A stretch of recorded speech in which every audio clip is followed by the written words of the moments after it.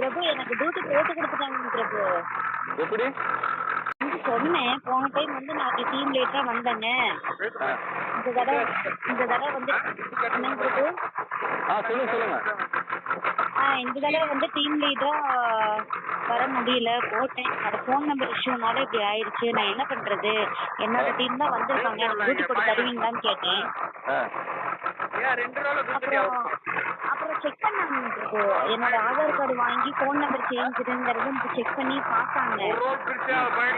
பார்த்துட்டு அப்புறம் சரி ஓகே இதுதான் ப்ராப்ளம்னு சொல்லி எனக்கு டியூட்டி கொடுத்துட்டாங்க.